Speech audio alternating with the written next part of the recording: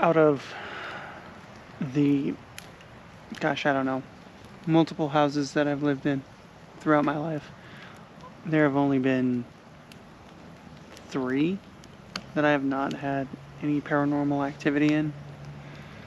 And for a long time, I thought my hometown of Glassford, Illinois was really, honestly, just a very haunted place, rife with genocide.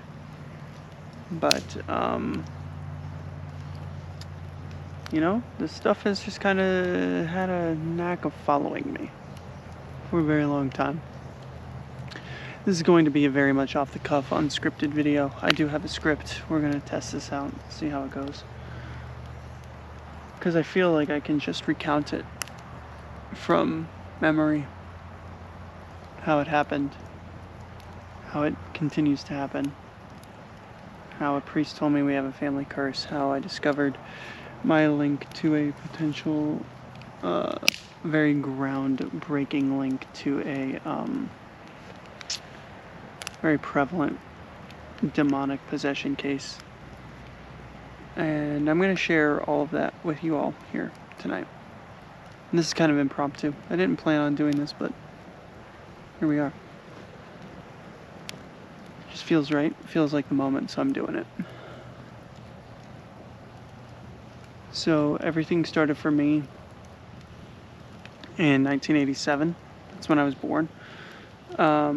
And I've always had a very vivid memory ever since I was a child. I remember my first memory happens when I'm an infant and I can barely move my limbs, and my brother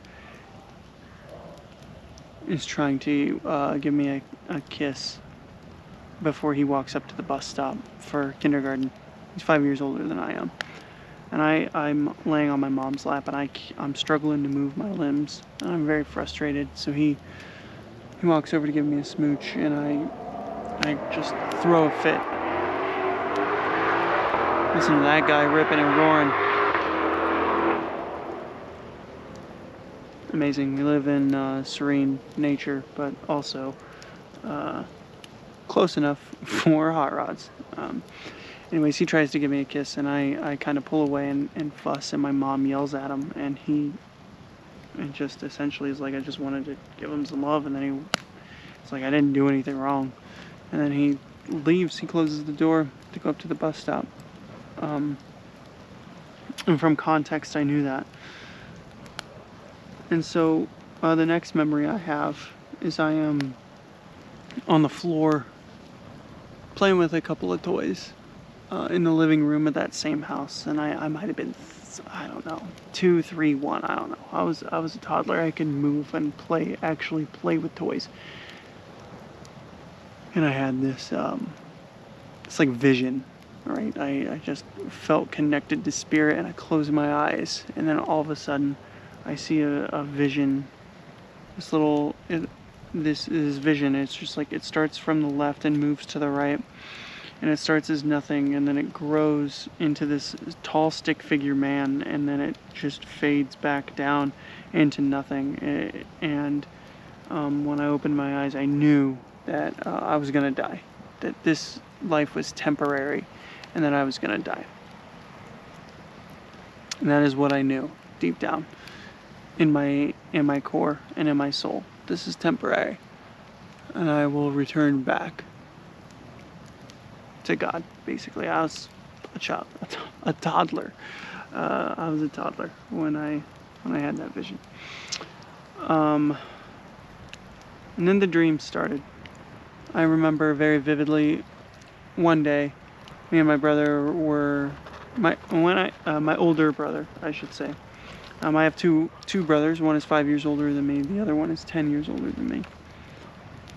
And I remember the older one, we were standing in the living room of that first house, and all the windows were closed, but the door to my brother's bedroom started swinging closed by itself. And he looked at me and just said, "It's a ghost." And Mom had told me that there's no such thing as ghosts. But then I talked to her years later, and she had paranormal encounters of her own in that house. And my biggest skeptic throughout my older years, my oldest brother, he had encounters of his own in 2 of the houses that we lived in. So it's going to be a long night of stories and recounting my past, but we're going to do it, and it's going to be serene, and it's going to be beautiful, but it's also going to be haunting at the same time, because this is the life I live. And if there's anything that is more representative, I don't think I'd be able to find it. Haunting yet beautiful. Hauntingly beautiful. However you wish to describe it. That is how we're going to do this thing. So, the dream started, and ever since I was young, I have been an avid dreamer. I have very vivid dreams. I remember my dreams, and oftentimes they are very vivid nightmares. When I was a kid, I was not left alone at all. I was the baby, and they just made my 2 older brothers watch me whenever. And by they, I mean my parents, of course. And so, wow, that's a nice fire. Anyways, so I had a dream that I woke up in the house that we had grown up in, and there was no one else in it. And when I searched the entire house, searching for my family members, and no one was there. And when I went outside, the car was gone out of the driveway. I was completely alone. And so I go back inside, but when I get back in there, it's like there's a light switch tied to the sun, and someone clicks the chain, and like everything goes dark. Now, in front of me in the living room, there is a flashlight, and I grab the flashlight and turn it on, and as soon as I turn it on, a narrator's voice starts going over top of everything, and it talks about 7 ghosts that haunt the house. And it talks about the ghost in the living room, which I did have a previous dream about before. Basically, it just looks like Clayface, and I had a dream about it before. Talked about that one, and then we got to the second ghost in the kitchen, which resided underneath the fridge, and then from the depths of my mind there just started this echoing laugh, maniacal, and it grew louder and louder and louder and louder and louder until it was deafening and in my ears and seeped through everything, and I couldn't think, and it just felt evil. And then I woke up, boom, and I'm in my bed, and it's a sunny day, and it mirrored kind of how I imagined waking up in the dream. And then I went downstairs, and family was there. Everything was normal. The other dream that I can say that I had definitively was that my dad worked early mornings. He'd get up at like 4 a.m. to leave before sunrise. And I remember sitting on his lap and he had slices of banana in his cereal. I have that vivid memory. And then I remember going and laying on the couch, and then it was suddenly like I was staring at myself from the ceiling. It was like I was looking down at my body, my little tiny body laying on the couch. And then I picked myself up, and I started thrashing, like the me in the dream that I was looking at started thrashing and screaming and fighting. And I was pulled out of the living room, out into the yard, down the hill to the neighbor's driveway. It was all blacktop. But in the dream, that was a train. And I got tossed onto the train. And the train looked like I got tossed onto the train, and then my vision shifted into me who got tossed on the train. And when I was looking back, it looked like the state of Alaska. And what came to my head is, this is the devil. And then the train started taking off. And then as I woke up, the only thought I had in my brain is, the devil is going to take me away from my family. Very heavy stuff for a kid. And granted, yes, I did grow up Christian. I do have very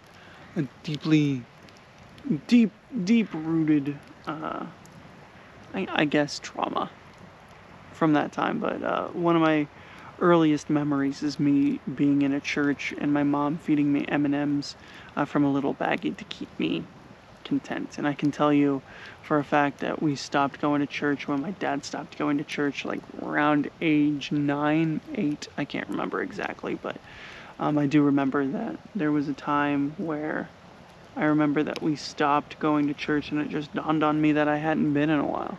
And I was like, huh, well, I'm glad we don't go anymore, because I hated getting up that early anyways. And to be fair, I to this day hate getting up early anyways. So I had dreams when I was younger.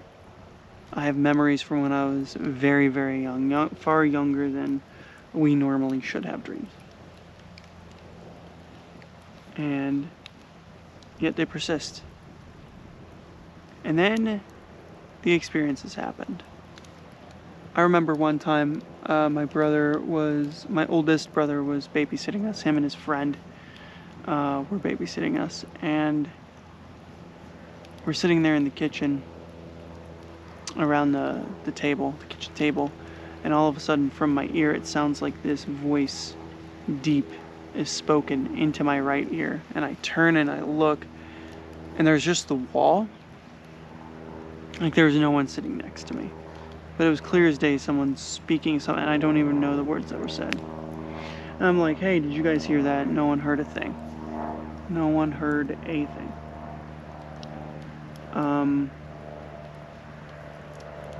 And I'm going to try to remember. There are two major things that happened to me, but I'll shift perspective to my oldest brother. And I asked him within the last year or two, like, hey, did you ever have any experiences in that first house? And he was just like, yeah, plain as day. He was just like, I'd be downstairs, no one would be home. I would hear footsteps on the main floor, and I would hear cupboards opening and closing. There was no one there. Okay. Standard affair for ghosts. My older brother and I had a shared experience where we were walking the house. Like, we wanted to ask Mom something. Like, Mom didn't always like to be bothered, but she always wanted to be consulted for stuff. So we wanted to do something, and we knew she was home. And my oldest brother was gone, and my dad was gone for work. And we went up to try to find Mom, and she was not there. And in fact, it was very rare for her to just leave without telling us, but even so, very dangerous. She was a chain smoker, pretty much. Both my parents were. And we found a lit cigarette inside it was like a crystal ashtray that she had. Glass, crystal, I don't know. But either way, we went up there and we found where the TV was on in her bedroom. There was a cigarette lit in the ashtray. My brother and I walked the entire house screaming for her. Mom, Mom, Mom, where are you? Where are you? Where are you? She was nowhere to be found. Went downstairs, nowhere to be found. We did not leave the house. We just kept walking around. And eventually we get back upstairs and she's there. And we're like, where have you been? And she was like looking at us, just dumbfounded. We've been here. I don't know what you're talking about, honey. I've been here the whole time. And so, that sticks out to him and I. And we both talk about that a lot. I wouldn't say a lot. We reminisce about it. Just like, hey, you remember that weird thing? Yeah. And then we brought it up to her. She's been passed, unfortunately, a couple years ago now. But within the last few years that she was still living, we brought it up to her. And we were like, do you remember that? And she was like, I don't remember that at all. So she was either lying or something weird happened. I don't know. Which, knowing me and my family, something weird fucking happened. And then the experience, there are two main experiences that I have in that home. One could have been a dream. I don't think it was a dream, because when I have a dream, I am like sucked out of it. My consciousness is pulled out of it, and I vividly remember waking up. So I had this experience where we had some people over. I don't know who. I was too young to know.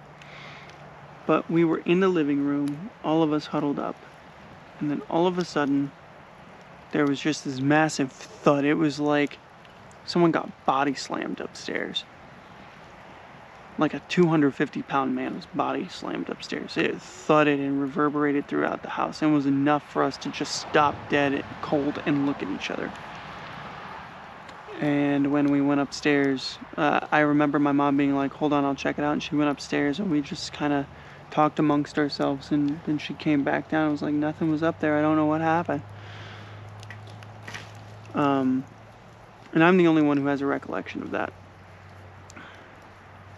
The only one who has a recollection of that happening. But also, the same thing happened years later. I remember that we had a recording of the movie Hook on VHS, like we recorded it on cable. And then I couldn't find the movie after like 6 months of us having it. I took it over to my friend's house. We watched it. I brought it back. I couldn't find it. And I was like, hey, Mom, do you know where this is? And she's like, we never recorded that movie. You never had that movie. So it was either something where she was like, no, you're crazy. And she just tried to double down and make me think that I was wrong because maybe they overwrote it or something. Like, that's the logical side of me trying to debunk it. But also it's just like, if parallel realities exist, which I'm pretty certain they do, then that is something. It's just something. It's also kind of terrifying that I'm telling these stories and you can just hear this yelping from out there. I don't know. It's not the most settling. And I keep looking over my shoulder as I'm telling these stories, but we're just getting fucking started, I promise you. What the fuck? I'm getting crazy here, guys. Anyways, so the one actual story that I know that I did experience on that first house that we lived in is I was playing Micro Machines Eraser on the NES. It's middle of the afternoon, broad daylight. Playing this game on the NES up in the room and that I shared with my older brother at the time. And all of a sudden I hear like crying, like sobbing from the steps. And it's not like crying like a yelping or anything like that. It is sobbing. It is someone trying to desperately keep their breakdown quiet. It is sniffles, heavy snot. It is, just the like quiet wailing almost. And so I figure my older brother did something because he was always doing something to get in trouble at the time. So I'm just like, hey, he probably did something to get in trouble. And I have always been someone who has empathy. So I paused it. I'm like, he probably deserved whatever he got. This is me at like 3, right? I'm like, he probably deserved whatever he got, but I'll go comfort him. So I pause the game and I get up, and when I step out there, I'm literally staring down the stairs. And the crying is coming from directly in front of me, but there was no one there. And I have this foreboding, don't go down the stairs. And this was, I guess, my first, and maybe I've always been born with this, but it's almost like a don't engage. Just yep, I feel it. We're not doing it. Don't give it any energy. Just turn around, ignore it, walk away. And so that's exactly what I do. I turn around, I go back to my controller, I pick it up, I unpause the game, I play the game. I just act like nothing's wrong. That is the last experience that I remember from that house. But years later, I was talking to my mom, and she was like, I did have an experience in that house. And I'm like, what was it? Because she always told me that there's no such thing as ghosts when I was a kid. But as I got older, she's like, okay, yeah, stuff happens. I was just like, what happened? And she was telling me that she had an uncle that was in the hospital on his deathbed. And she had to get up to go to the bathroom in the middle of the night. And when she was on her way back up the stairs, she felt a presence on the staircase. And she just felt the need to step aside. So she like put her back up against the wall, and she just felt the presence pass down in front of her, down the stairs. And then she felt like she could pass back up the stairs. Kind of crazy. So after that first house, we moved. We had to sell the house for some reason or another. It wasn't shared with me what was going on, but we sold the house and we moved in with my grandma just up the road. And on the other side of town, a very small town. And so, we move in with her. In that first stint, I don't really experience anything. Then we move into another house. We start renting a house. And I don't have any experiences there.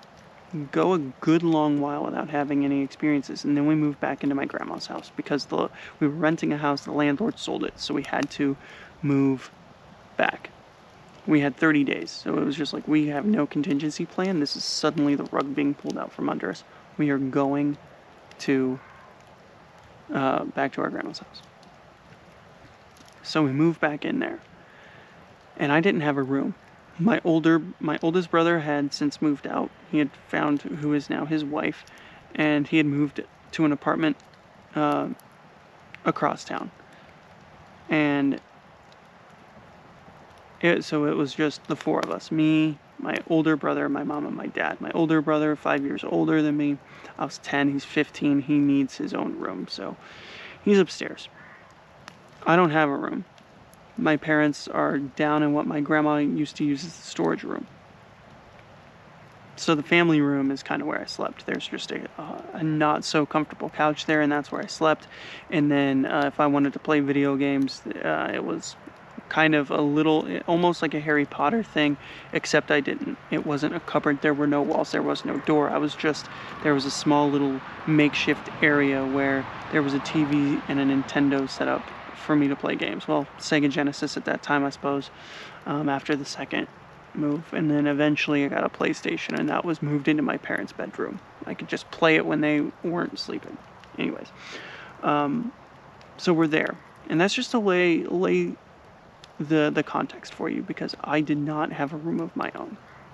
So I would go to bed at night and fall asleep to my mom being awake watching TV. And I usually would sleep until the next morning. I'm a good sleeper, if nothing else. And so, I wake up suddenly this specific evening, 2 a.m. I remember looking at the clock and seeing it was 2. And I am completely terrified, filled with the deepest dread I've ever felt. I feel like something is watching me. Eyes just on you. A predator's eyes on you. And I'm like, not feeling good. I just cover my head up.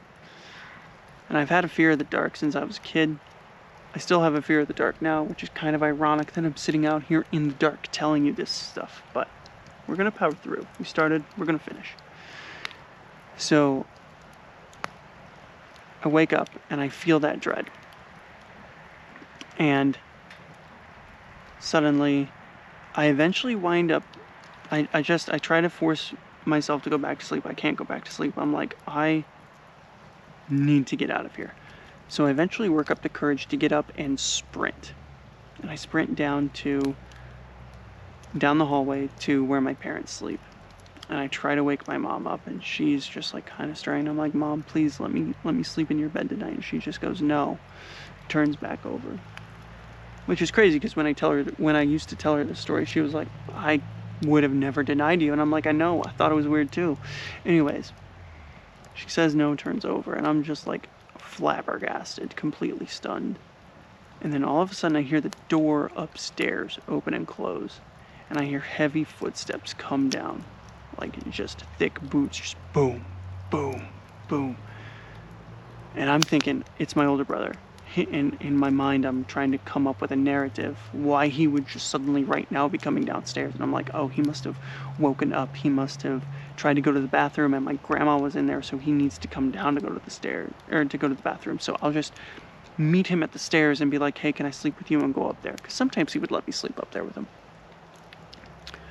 And so I go to the stairs, or I go to the doorway that's at the bottom of the stairs, and I see a shadow figure whose head is scraping the ceiling.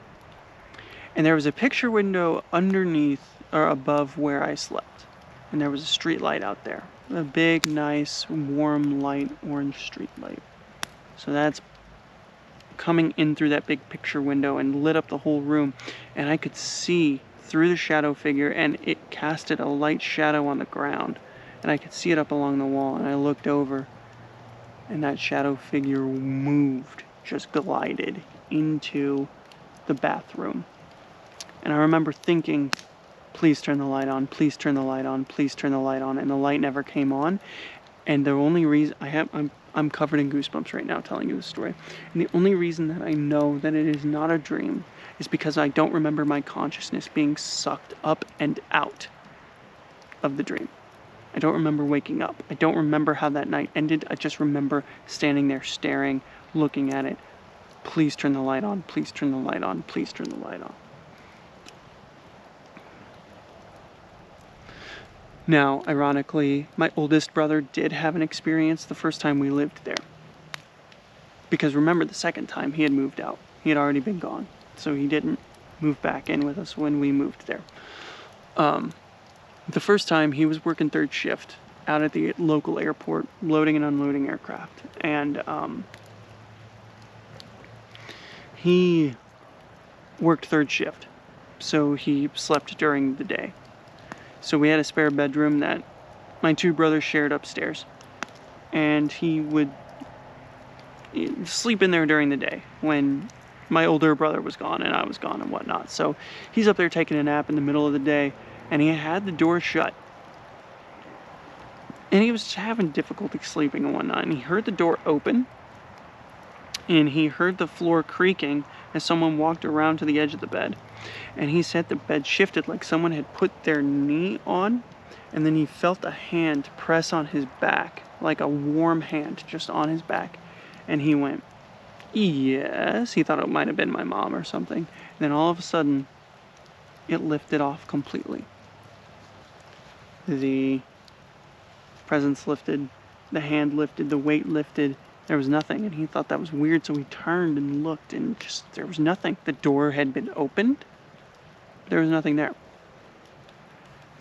That was his weird experience there. And I had a weird experience, and him and I were the only two that really had an experience there. I can tell you, after we had moved out of there years later, there was a period where there was a time where me and my mom were visiting my grandma. We had moved just up the road, so my mom went down there a couple times a day just to check on her as she was aging. So there was a time that me and my mom were down there visiting her, and then all of a sudden there was a click and one of the cupboard doors opened, and my grandma turned and looked over her shoulder and just said, oh, that's the cupboard where Sonny used to get his breakfast from. And that's what everyone called her husband.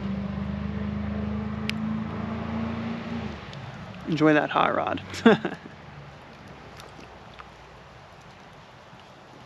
So that concludes everything from my grandma's house and the first house that we lived in. And now we move into where the bulk of the experiences are going to come from. And that is the house that we moved in when I was 10, shortly before my 5th grade year of high school, middle school. And that is where my dad currently resides to this day. And we had moved just up to the end of the street of where my grandma lived. It was, it's a dead-end street, not a fancy cul-de-sac or anything like that. So we were at the entrance to the street, and she was at the dead-end portion. And we moved in there when I was 10. And I can tell you, my brother, he was 15. I remember he had his 16th birthday in that house. So we moved in there in August of 1998. And he was doing something somewhere with some friend. And my parents had gone down the street to just visit with my grandma. So they were hanging out down there. I was by myself watching TV. And I remember hearing this whispering just all around me. Just these voices just whispering. And there was nothing there. And I swore I heard it 3 times. And it felt threatening. So I got up and I sprinted out of that house. And I ran down the street. And my parents thought it was so weird when I got down there and I was barefoot. I didn't even bother to put shoes on. Just ran down there barefoot. And they thought it was very weird that I came in the door and was just there, and I looked a little bit rattled. And so they asked me what was going on when I came up, and I told them I heard voices. And pretty certain my dad just was a non-believer in that stuff at the time, and he was just like, you didn't hear anything, whatever, you're crazy. And then that was the first experience I had there. And ever since we moved in there, my older brother had wanted to live in the basement. He wanted his room in the basement, and I think he was promised that very early on. Your room is gonna be in the basement, but it wasn't for the longest time. So he would take a sleeping bag and sleep down there, which creeps me out now thinking about it, because I lived down there for a period of time, and that is a very oppressive environment. Like, that basement is no joke. We'll get to it though. So there was one night he wanted me to sleep down there with him. I'm like, okay. And so we go there, and we're just laying down there, and there's this glow from right underneath where my dad's room is. It's like up in the corner, and we're thinking maybe it's a light that he has. It's a pitch black room. There's no light coming in. We're like, okay. That's kind of weird. So we go up, and we decide to put it to the test one day. That we went up there and asked him if the light was on, and the light was not on. And then we wound up having him turn the light off, make sure that all the lights were off in the room, and we went downstairs and there was still the glow. That's what I'm remembering. So we had that stuff kind of happen for. As soon as we moved in, there was something. So my brother says that was his big thing in that house, and the depression that followed once he did move down into the basement, and we will get to that. So me as a kid, they say that paranormal activity, like entities, anything on the other side of the veil, they thrive on the energy we put off when we're going through puberty. And I was 11 when I had turned 11 right after we moved in there, so I'm getting right at that point where I'm putting off a ton of that energy. And there was only one shower in the whole house, and that was down in the basement. The first time I saw this basement, I walked down there. There was it spanned the whole house. It mapped the floor plan of the upstairs. The only thing is that there was a shower and a toilet just freestanding in the middle of the basement.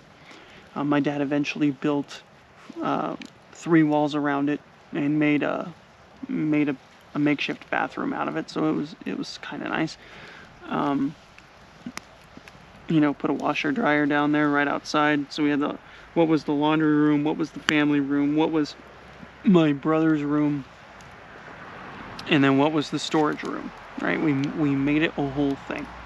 But I vividly remember that sticking out in my mind. This is what the basement is. Just a toilet and a freestanding shower, and it gave me the willies ever since I saw it. So I didn't like to go down there at all by myself.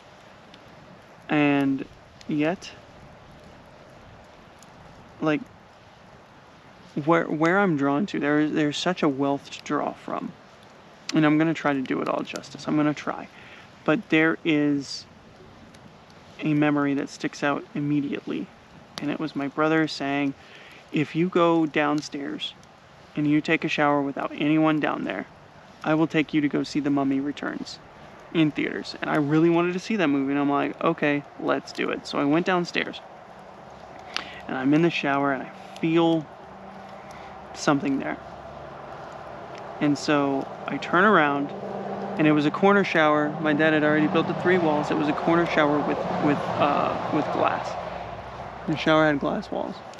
And there was enough space in between the toilet and the shower wall for someone to stand. And I turn, and I see my mom standing there. And she has dark-rimmed glasses. And she's taller than me, looking down at me with just the stone face. And I'm like, hey, I'm stunned. Like, what are you doing? Why are you down here looking at me while I'm naked? What is wrong with you? Freaking me out. And there's no response. She just stays staring at me stone-faced. And I look left, I look right, and I'm like, hey, why are you looking at me? Why are you here? And she is a little bit harder to see. Now, mind you, she did have a black sweater, and it was like, from the neck down, was just pitch black, initially. But then she became difficult to see, like I could see through her. And then I said, Mom? And I squinted, and I like leaned in, and then all of a sudden, just whoosh, she faded away. And I was like, oh my God. So, I'm pretty certain I had shampoo in my hair at the time, so I washed that out. And then I ended my shower immediately, and I went upstairs. And I said, hey, Mom, why were you downstairs? And she was like, what are you talking about, honey? I wasn't downstairs just now. And I was like, okay. And I just left it at that. And that was the last time that I ever showered with the door open, mind you. Because I used to shower down there with the door open just because more light makes me feel more comfortable. But then closed walls make me feel more comfortable, like something can't just come inside. So, another major experience I had was before I moved downstairs. I had a number of experiences that culminate into this experience, massive experience, before I moved downstairs. So what I just told you is what I refer to as the mother mimic. Because it was a mimic of my mom, completely just staring at me. Creeped me out, faded away, went upstairs. She said she wasn't downstairs. I believe her. She faded away right in front of my eyes. Whatever. Okay, cool. Now, this is an 8th, no, you know what, we'll go to 6th grade. It's in between my 6th grade and 7th grade year. And I remember this summer, and I remember each night before I went to bed, I would hear like this thud, rhythmic thud, somewhere in the house. Be like 4 a.m. And I could not figure out what it was or where it came from. But again, I developed that supernatural ability to just be like, okay, this is wrong. I'm going to ignore it. Right? And that's what I did. I just ignored it. And I would eventually fall asleep. But then that thud became footsteps. And remember the story I told you about when I thought my brother was coming down the stairs, the heavy boot steps that were thudding down the stairs. I was laying in bed one night, and all of a sudden, my bed was next to the bathroom and also across from my parents' bedroom, my first bedroom, before I went downstairs. And above me is an attic. And my mom tells me that this attic did not have enough room for anyone to stand in, and it didn't even have a floor. I'd never been up there and never seen it, so I don't know. Anyways, thick, heavy boot stomps from right above my head, starting from where I shared the bathroom wall, walked all the way down to the other end of my room, and turned around and stomped back up to my head, and it would be nothing. And I was like, okay, that's not cool. And I remember telling my mom, and her response was like, hey, No one can stand up there. There's not enough room for anyone up there. It's nothing. Okay. And then I heard it again. Those boot stomps happened when one night, I was in 8th grade. I had opened the door to the garage to go grab a soda, and I heard just stomping coming from upstairs, up there, and I told Mom it was happening again. She was like, "It's just the wind, honey." Okay, Mom. Come back in. And then there was the night, and this story in particular gives me goosebumps. Give me a second. I'm gonna grab another beer for this one. So, it's 8th grade. My older brother now works where my oldest brother used to work. 3rd shift at the airport. He's gone. And so it's 10 p.m. That was my bedtime.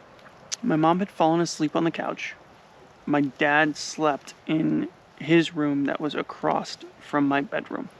And I remember thinking, hey, it's my bedtime. I should go to sleep, but I'm kind of hungry. So I think what I'm going to do is I'm going to go into the kitchen, get a little snack, and then I'm going to go to bed.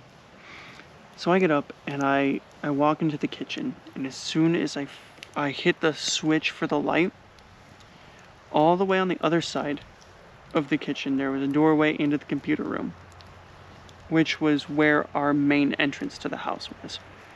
And in the computer room, I heard this growl, and I felt this oppressive presence just descend into the room, and it like commanded your attention. It was dire. And I turned and I looked and I froze.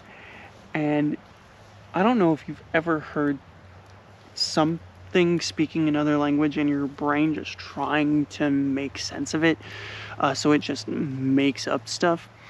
But that's basically what I heard.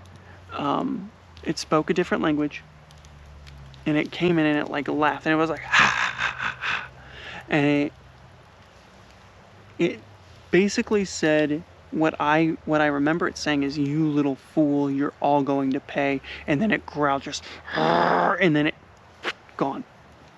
And I have goosebumps right now, head to toe, telling you this story.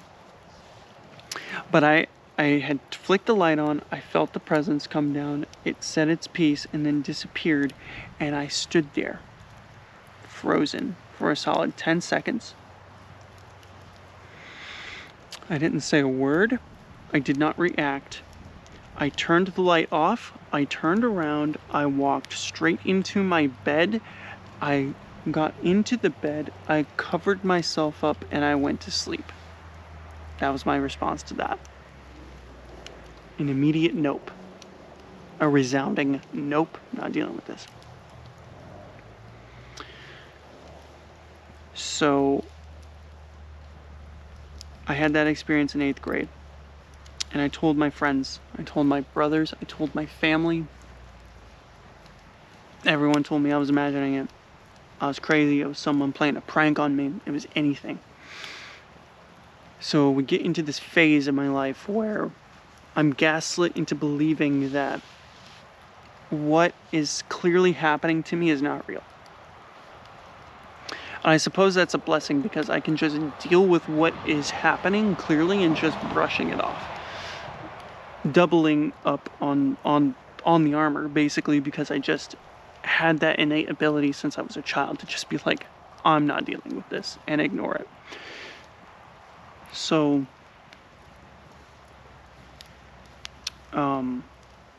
the next experience that is coming to mind is when I was a freshman in high school. I was asleep in my room and I woke up freezing. I feel like, again, it was 2 a.m. I'm freezing, and it's like, what the heck? This is not usual for me, by the way. And so I try to get back to sleep and I can't. I'm just too cold. So I'm like feeling around me and I'm like, oh, there's no sheet on me. Okay. Or there's no comforter. I had just the sheet on me, and I was like, well, that's weird, because I always had the thick comforter on me. So I'm feeling around. It's not there, and I finally have to get up, prop myself up on my arm, and I get down to my ankles, and I'm like, what the heck? And I finally sit up, open my eyes, and look, and it looks like at the end of my bed, it looks like something had gripped it from right under my chin and pulled it all the way back, and it was upside down, just flat on the ground. And I remember I looked and I just went, I don't have time for this. And I reached down and just grabbed it and pulled it back up and covered myself up. It was just like, no, I'm not dealing with this. And I went back to sleep, which is weird because, years later I was looking up like poltergeist, signs you're dealing with a poltergeist or whatever. And it was like, oh yeah, it messes with your covers at night. And I'm like, okay, well, that happened to me. So whatever.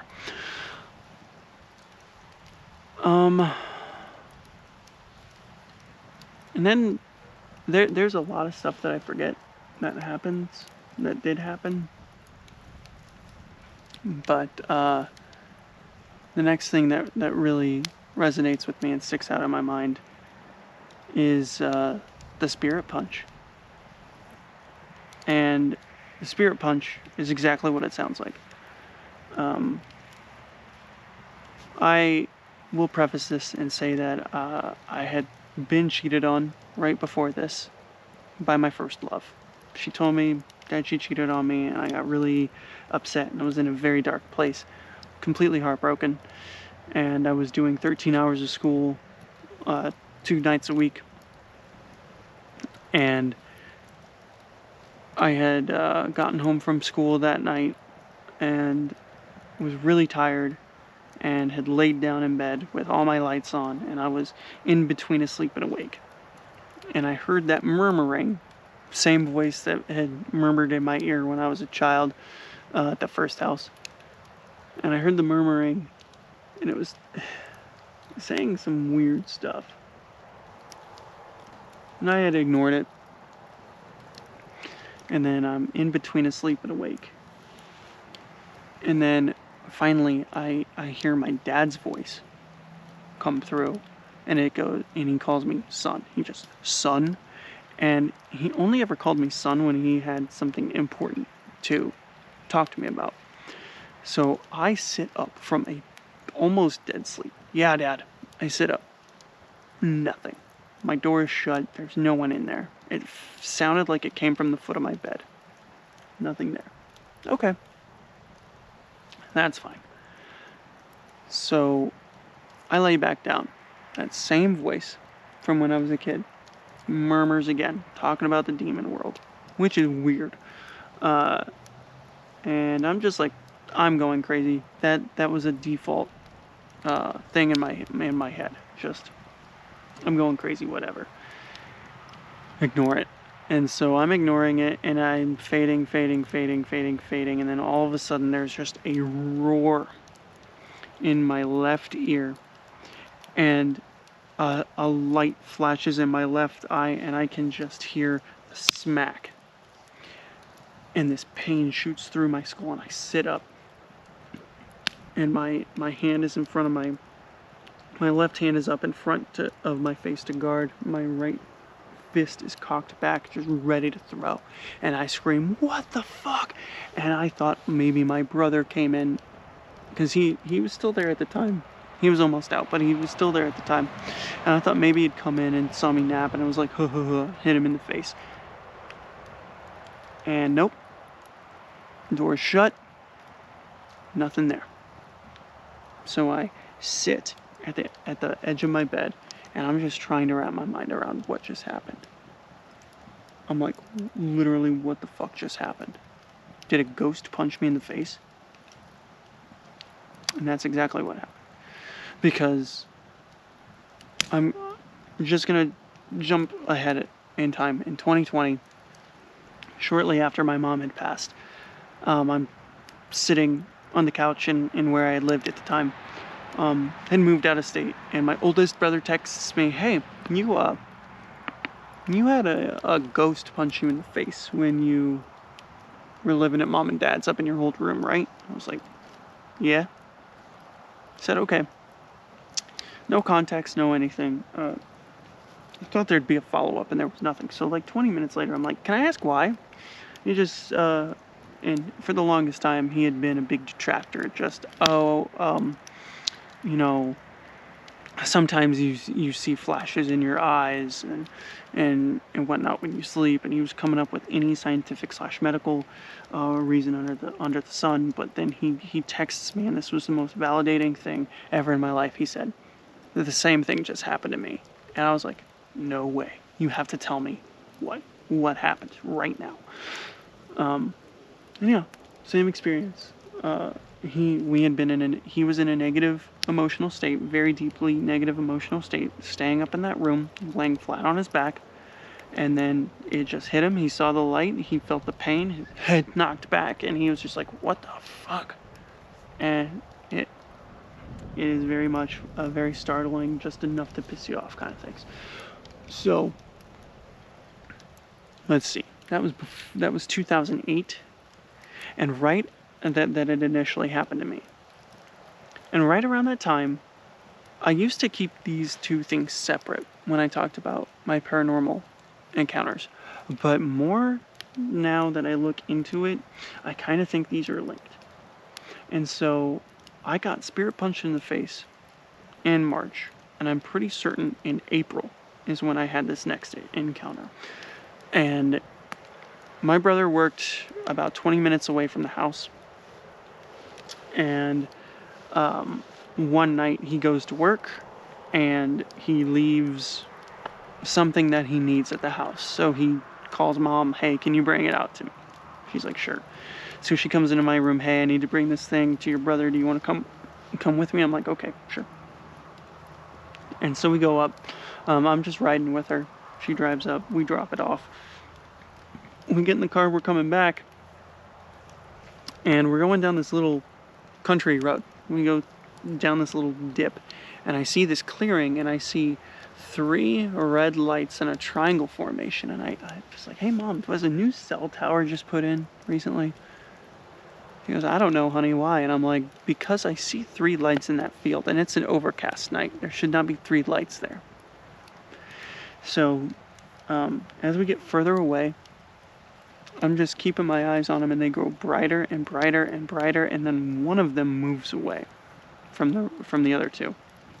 And the best way that I can describe that they looked like is the Tinley Park lights, just a red triangle formation. So we're driving away, and she wants to pull off, so she eventually pulls off on a side road, and we look, and they're gone. We can't see them anymore, unfortunately. And then there was another weird light that lit up. It was a yellow light, and it was almost like that of a beacon of some sort, just one of those ones that fades up and goes away, and then fades up and fades away and fades up, and then it faded up once, really bright, faded away, never saw it again, never came back. I was like, that's very strange. And then a plane was flying low, and the way the light was refracting off the clouds, it just looked very strange. But that one I debunked. So I am still kind of sane. Anyways, that happened right in, like, within a month. I got punched in the face by a ghost, and then I saw that triangle craft. And my older brother pleaded with me to go see a priest. I was like, I don't need to do that. I think I'll be fine. He was like, okay, suit yourself, basically. And so that is essentially where my stories end before I moved downstairs. I never went to go see a priest. I never got officially checked out or had a blessing or anything done. But eventually, I did find a method to take care of everything. And it has been tremendously helpful. I mean, things still happen, but they can't touch me. There's nothing they can do to actively, like, make me feel terrified or like they have dominion over me or anything along those lines. So I'll get to that, and this is the main reason I've wanted to do this for so long. But sharing my stories with a campfire. Thank you for joining me. I love you all so much. Let me take a sip and we will continue.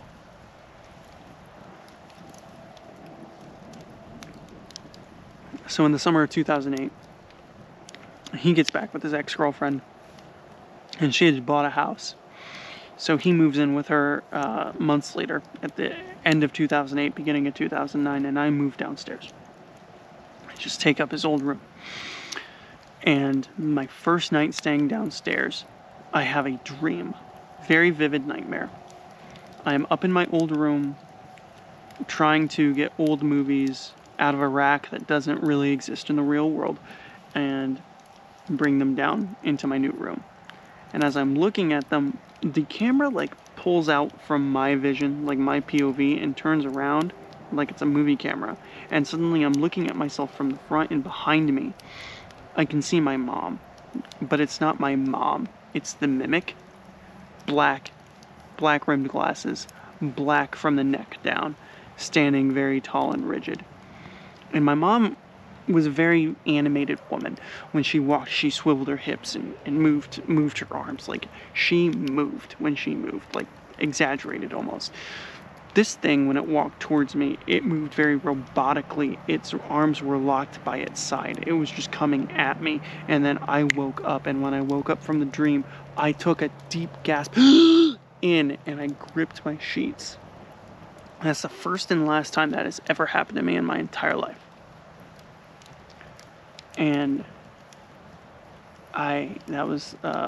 it started a trend where throughout the years, I wonder who that was. Well, that was to my left, I think. I don't know. Oh yeah, that's the neighbors. But throughout the years, I used to have this recurring dream where she would show up. And I knew it was the mimic. And the last time the mimic was in my dream, I was upstairs walking to grab the telephone, and I was in the kitchen. And I turned to the right, and when I turned to the right, she was standing there in the doorway of the computer room, the main entrance.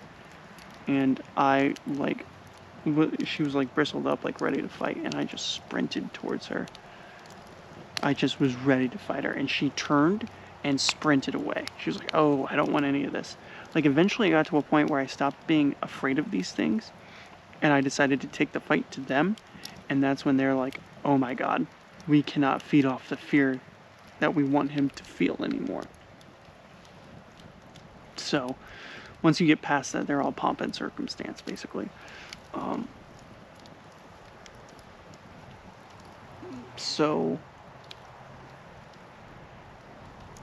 Let's see, I moved downstairs, I have that dream.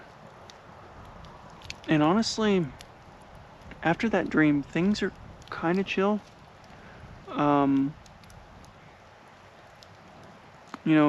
The mother mimic was a big one, and the spirit punch was the biggest one. But after I moved downstairs, there was just this long psychological battle. I was hyper depressed. I remember I would be laying down in my bed, and it would just feel like claws were being dug into my shoulders. I would go take a shower, and scratches would appear on my body on places that I couldn't reach.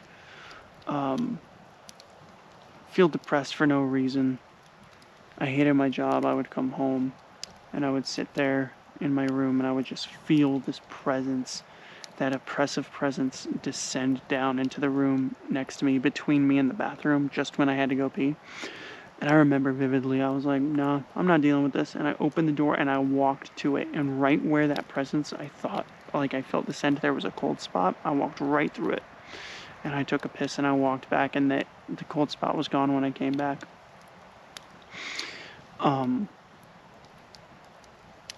I eventually learned that these things were not anything really to fear. And they tried. I mean, I would be in the shower, and I would feel like it tried to dive into me. I felt a pressure deep into me, like something was trying to take over my body, and I was just like, no, you can't do that. And then it would just disappear. The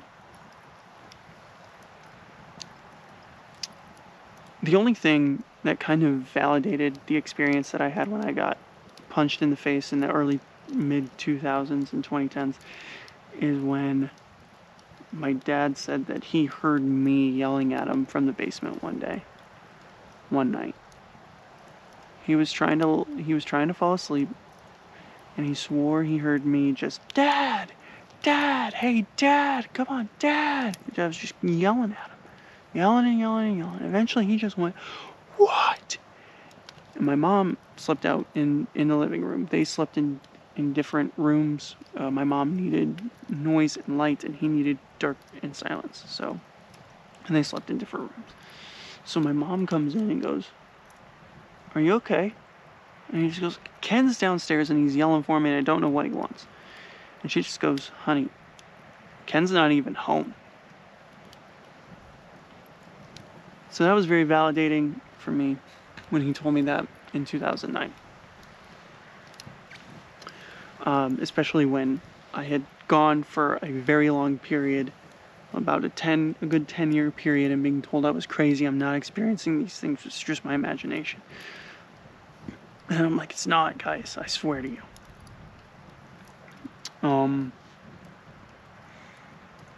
So yeah. I moved down there. I'm experiencing something trying to take over my body. I'm experiencing these scratches happening to me. I'm experiencing these cold spots just all over. That was just one. The one that I told you was just one time. And it's not like there was any, like, we had central air, but it wasn't in the basement. And there was no, like, actual draft that went through a lot of these places. It was just a spot of cold, stagnant air, and it was very strange because it wasn't cold all the time. Just in some instances, and even then, it was just accompanied by a very oppressive force. So, I'll go to 2011, and my girlfriend at the time, she's over, laying in my room, and the door is open, and she gets creeped out because she swears she heard a skittering, like it was almost like something shuffled their feet right outside. And I'm like, that's standard, it's fine. And she's like, I'm really creeped out because the door's open and I can just see into the darkness. And I'm like, fine. I get up and I close the door. And then around 2009, I started noticing that when I was driving, sometime, it happened a lot back in the day. It was just streetlights would either turn off right in front of me or turn on right in front of me.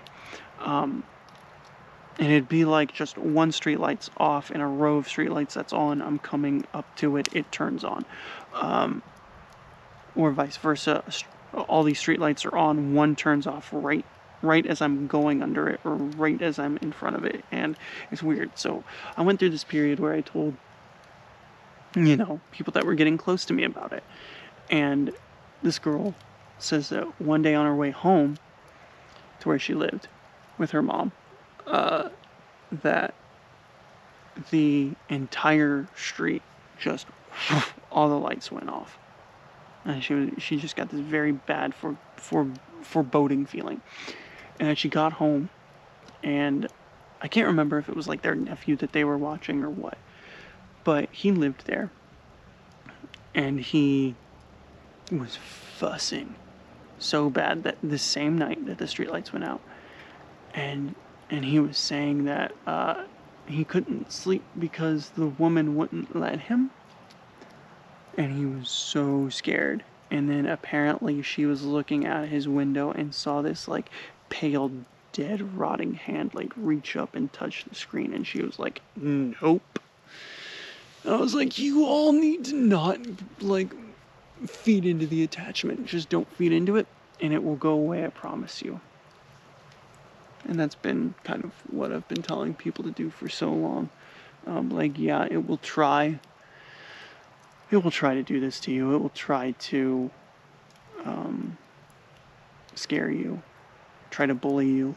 But once you realize that it approached you because it needs your energy and you are connected to God, and it can't do anything without your permission. And by the way, your permission also kind of bleeds into fear. If you fear it, you believe that it can hurt you. And that is when you need to just be like, no, I don't fear you. I'm going to ignore you. And once you ignore it, like, yeah, it might try to scratch you. But again, if you think of these things as weak little toddlers, yes, it's going to scratch you. It might try to flicker the lights on and off. But as soon as you think of it as a little toddler flicking the light switches and just like clawing at you, like, you realize it might hurt, but it's not going to kill you. It's essentially harmless. It kind of makes it funnier in a way. And that's kind of how, that's my cope. That's my copium of the situation. Anyways, so we weren't together too terribly long, but I remember her telling me that, and she was kind of feeding into it. And then we just kind of fell apart for different reasons. So I have no idea what happened with that, honestly. I hope it left him alone. And the ex that did cheat on me, this is a story that just came to my mind. The first time that we were together, I was out at her house, and she kind of played into it. She got me into this whole thing. She was the first one that was like, no, your experiences are actually real, by the way. I was like, what? She's like, yeah, everything you're telling me, it sounds like you actually have a paranormal attachment of some kind. And she lived in this old farm. And I remember I was out at her house one time. Now, she lived with her parents, mind you. But she went to the bathroom, and it was just her and her older sister that lived there, and her older sister was gone at the time. So her parents were both asleep in bed, and she was in the bathroom. And the way I'm oriented in the house, they're to the left. And all of a sudden, from the wall in front of me, where the TV was, to my right, I just hear a boom, and it's like someone took a broomstick and like slammed it into the floor, into the ceiling, rather, from downstairs.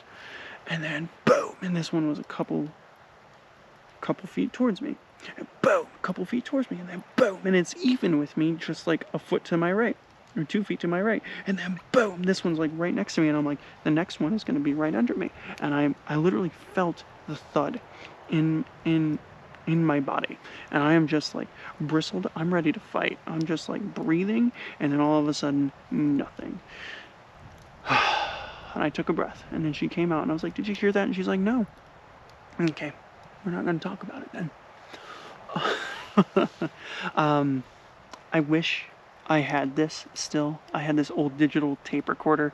In the summer of 2007, we got like big into ghost hunting, and because she was like validating everything I was into and whatnot, and so I got big into ghost hunting, and we went to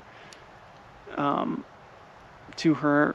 We decided, she told me how haunted her house was, and so we were walking her property, and I had this tape recorder out, and she was like, this barn that my dad has had locked up for years gives me the willies, and I want to go out there. And we wound up being there, and I remember she got the door open, and as soon as the door's open, I'm the only guy in our crew. It's me, my niece, my ex now, and her little sister. And as soon as this door opens, there's this like thick accented voice that just yells from across the room and says, "Get out!" And like, there was no one. There was no one that spoke like that at that place with us at the time. But that door opened, and you heard the "get out," and I was like, oh my God, and I wish I had it. I wish I had it. I have no reason to lie about this. And in fact, my belief is that if you lie and you get caught lying, it devalues everything anyone could ever say. Any sort of credible statement you made is now being called into question, so I have no reason to lie about this stuff. This is just stuff that has happened to me. So, went on that little side tangent. We're going to get back to the main stuff. In 2011, that stuff happens. We break up, whatnot. It goes away. Now, I have a friend that I meet that is an avid atheist, skeptic through and through. Doesn't believe in God, doesn't believe in any of this stuff that I'm telling him. But he hangs out with me. He's kind of cool. We have the same interests, whatever. We hang out. And he becomes a believer. I'm burying the lead, but he becomes a believer. Because there are multiple instances where I'm taking a shower and I have this nook where I keep all my stuff, and he hears stuff shifting around all the time, just by itself, just shifting around. I'm like, and he was like, yeah, the can of Axe body spray got flung off of the shelf. I was like, that happens, yeah, it does. He's just like, what? How? I'm like, it just happens, man. You just let it go. Okay. And just don't feed it. It will go away. It might come back here and there. Just ignore it. And so it goes on for a couple of years, off and on. And then 2013 rolls around, and we're hanging out one night, having some beers in my room. And the door is closed to my room. We both hear the handle get hit. It just goes, and the door kicks open. Just a little bit. And I go, yeah, we think it's my mom. No answer. Hey, yeah, what do you want? No answer. I get up, and I'm like, oh, God. I'm like, she probably just wants to get my attention and she wants to talk to me. So I get up and I walk over and I open the door. And we had a motion sensor light down in the basement at the time, so the light's completely off and there's no one out there. And I turn to look. I open the door and I'm stunned that it's pitch black out there. And I turn and I look at my friend. His mouth is just agape and his eyes are just bugged out. And I just go, welp, and I close the door and I'm like, I'm gonna drink. And I just walked over and I chugged my beer. I was like, yeah, we're not dealing with this. We're just not dealing with this.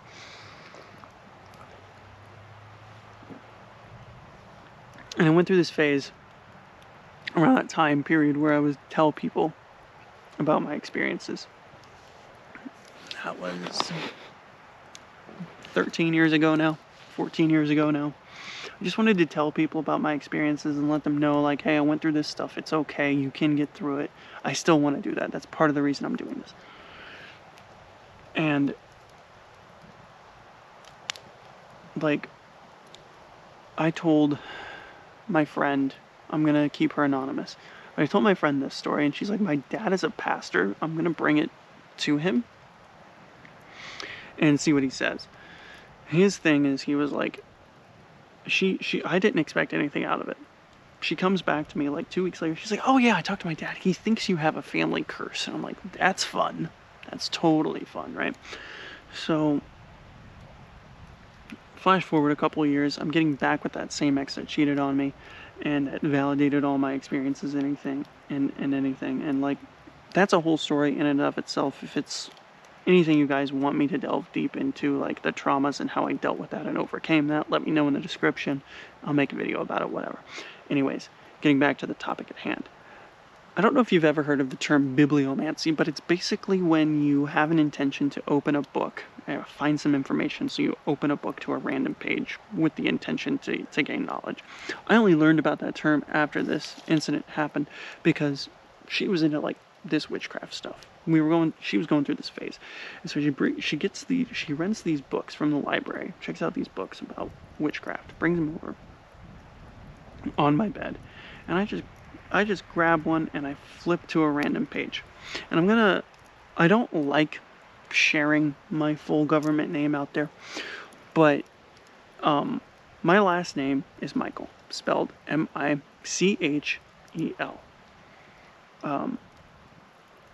And I don't see it very often, like at all, being an American. I've seen it like one time, maybe on the wild.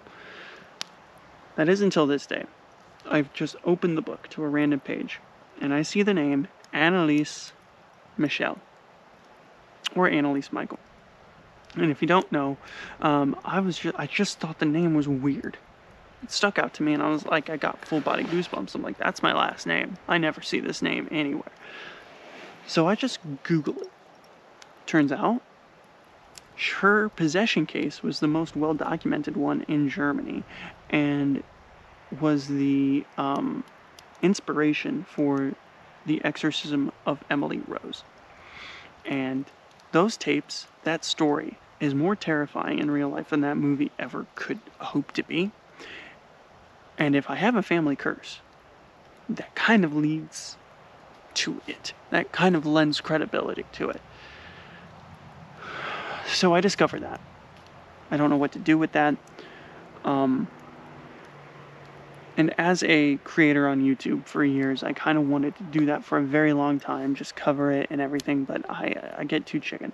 I actually struggle to do this video right now because I don't like talking about the stuff. I don't like giving it credence. I don't like giving it energy or credibility or anything like that. But I do this to tell everyone that we can get through it, and I will get there. I'm almost there. I start accepting that this is just how it is. These are whether I like it or not, I have had a lot of near-death experiences. Maybe that is why I'm tethered to the other side. Maybe that is why things just like me. I have good energy. Maybe that is why they want to be attached to me. I don't know. What I do know is that I experience these things, and since I was a kid, I've been able to just have I'm not dealing with this type response to it, and you're not going to affect me. You're there. I acknowledge you're there. We're gonna move on from this. And maybe that's why they like having me around. Maybe that's why they like being around me. I do not know. But these things have happened, and I accepted them. And once I accepted them, I was going through a weird phase. I was in that phase where I went through a very dark period in my life, and I was almost to the point of being an atheist. And then my friend and I just knew, though, from my experiences, that there was something after this. There was something unexplained by science that we do not know. And it can't just be science and this is all we are and then we're nothing. So I had a friend of mine, Michelle. She introduced me to meditation. She introduced me to what I now call spirituality. And it was the first time I felt okay in a very long while.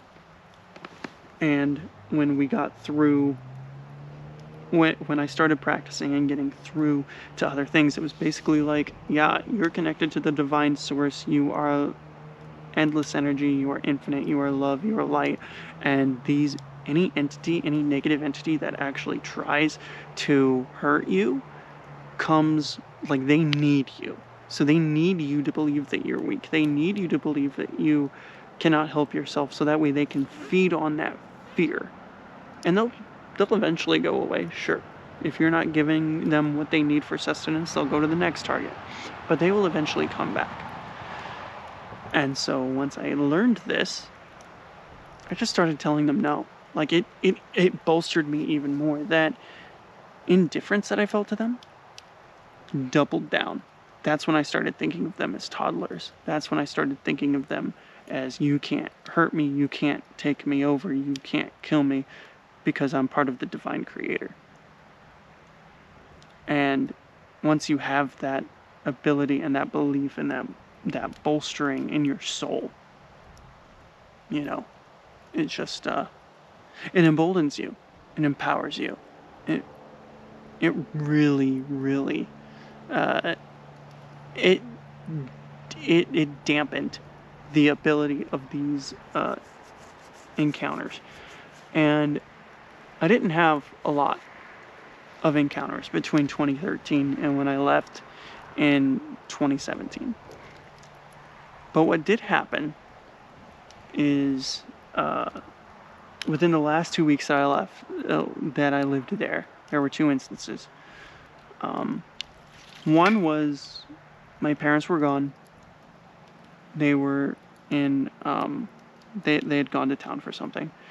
And I was home alone, and I was sitting on the toilet, and from the bathroom upstairs, right above me, I heard the floor creaking back and forth, like something was just standing up there, like shifting it, just. And I do have a video of that. I'm not going to share it because it's poor quality, and it's on Facebook Messenger, and it's been a while since I've even been on Facebook. So I'm not going to do it just for this. And I wish that I did better at documenting these things when I was younger. But that's kind of a boring video anyways. But that's what I heard. And that is what I experienced. And I was alone in the house when that happened. Like, that's strange. The other thing that happened is I had made a big pyramid of moving boxes. And they were out in the family room. And again, there's no real draft in that space, in that basement. So they're there for 2 weeks, just stagnant. And then all of a sudden it sounds like something hits it. I hear a and then they all topple over. Like something just straight up backhanded it. And I was like, okay, you're mad I'm leaving. That's fine. Throw your little tantrum. Whatever. And then I left. And I can't say that I have not had any experiences because, again, there have only been a couple places I haven't had experiences. There was the house we rented that I didn't have an experience in. There's the first house that I moved out here in this new state in Maryland that I didn't have an experience in. Let's see, from there we moved to the city, I had an experience there, then we moved to the apartments, experience there, and experiences here. There have only been 2 places that I've lived in my entire life that I have not had any experiences. And there's nothing really, really crazy to talk about since those days in my dad's house. There, of course, my brother got punched in the face by the same ghost that punched me in the face in the same room, just like 12 years apart, basically, right after my mom died is when he got hit. And I got hit right after I got cheated on. So there's that. And, you know, I don't feel claws digging into me anymore. I do see shadow people sticking their heads around from the corners and then bringing them back in real quick. I'll see something on all fours, maybe fleshy colored, like just streak across the floor. And I'm like, yeah, I'm just gonna ignore it. I see a lot of shadows, gray shadows, out of my peripheral vision, especially when I lived in Baltimore City, in that house there. I would see stuff out of my peripheral all the time. There was a staircase there, and it would seem like something was always coming downstairs or approaching me or running around back underneath the staircase where the cat's litter pan was. I just would ignore it. And stuff touches me sometimes. I hear disembodied voices. I've heard my mom's disembodied voice here at the current house that we live in. I've been woken up in the middle of the night with my mom's presence standing right beside me. That's another thing that happened, honestly, in 2013 after my grandma passed away. Thanksgiving Day, I woke up. I had a dream where she was saying, I love you, good morning, I love you. And I woke up and I felt her presence like right next to me. And it just kind of faded away as I woke up. And I was like, Grandma? And I kind of ignored it until later that day. Me and my mom had been drinking wine and all of my uncles were over. We were kind of hosting. And she said, Mom came to visit me last night. And I just went stone cold face. I was like, no way. No way. But yeah, this stuff has never gone away. In fact, pretty much everywhere I go, I have this weird empathic ability to connect to the space, connect to the people around me, feel all the energy, and just feel everything that's happening. And yeah, it can be quite terrifying sometimes. But once you understand that these entities, anything that is negative and wants to dominate you, separated itself from the endless love energy of source, and that it needs you, and that's why it comes to you. And you realize that it has no dominion over you, and you can tell it no. And then it will go away over time. Some things are just lost, though. Not everything that is negative and that is haunting you is evil. Sometimes it's just confused. And that's when it's very important to connect to it and try to communicate with it and let it know that it's confused. And I don't mean from a traditional use a Ouija board sense. Don't use a freaking Ouija board. That's a dumb move. I just have this ability where if you don't have this ability, contact a medium, contact something. I don't know. I can just connect and attune to the energy in the space and communicate with whatever is there. and let it know that it needs to go, that it needs to move on. It's not human. Whatever, this is not the place it needs to be. There's a place for it, but this place is not it, and it needs to move on. And if it tries to attack you, then, I mean, it's definitely nefarious. I have had a very creepy experience once with astral projection. Now, I've tried astral projection multiple times. I've never actually successfully done it. There was one time I tried to do it right after my mom died. And I had this entity. I'm calling forth all my protector spirits. And I had this childish voice enter into my mind. And it said, "Can I come with you?" And I was like, "You know, you seem innocent, but I don't know you, so no." And then it growled really deep, and it said, "I will regret upsetting Bathsheba." And I was like, okay. Now, the only relevance for Bathsheba that I can find, number one, she's a character in the Bible, but also she is the witch in The Conjuring, apparently, that was murdered. And I'm just like, okay, I don't care. Like, you cannot attach yourself to me in any way, shape, or form. Neither can Bathsheba. I'm sorry. You can try to bully me into it, right? I'm not going to cave. I'm not going to be bullied. I'm not going to fall for it in any way, shape, or form. Like, it's fine. We're good here. I have the light. You separated yourself from it, and you need me. I'm sorry. So it's just one of those things, guys. And I try to say all that stuff like, yeah, I went through that stuff, and I've come out the other side, and I've learned this. I've learned all of this. And I just want you to know that it's going to be okay. If you have a haunting, if you have anything that's going on, stop feeding it energy. One way to do it, you might find it very interesting and you want to document it and you want to try to get rich off of it. Don't give it any energy, because the more time you spend talking about it, the more time you focus on it, trying to film it, it's going to feed off that. The more you fear it, the more attention you give it, the more it grows. Which is why I haven't wanted to make this video or talk about it for so long. But I think about it all the time. So this is catharsis, I suppose. Or maybe it's just drunk ramblings, who knows at this point. This is not how I actually intended to make this video. I intended to make it more aesthetically pleasing, more cinematic, whatever. But this spoke to me. This feels like the perfect way to do it. And I hope it turns out well.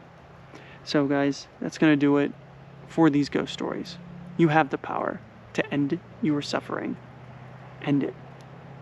Just end it. Let it go. These negative entities don't make you special. You make you special, and that's why they're here. Know your power. Own your power. Ban them. You have the authority.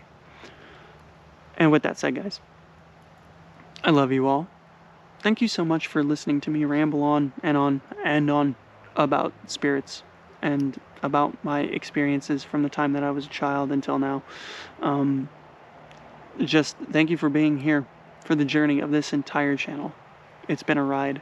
We're going to keep on going. I might disappear here and there. I always come back. I will always come back. I have no quit in me. I might need to regroup, but I will always be back.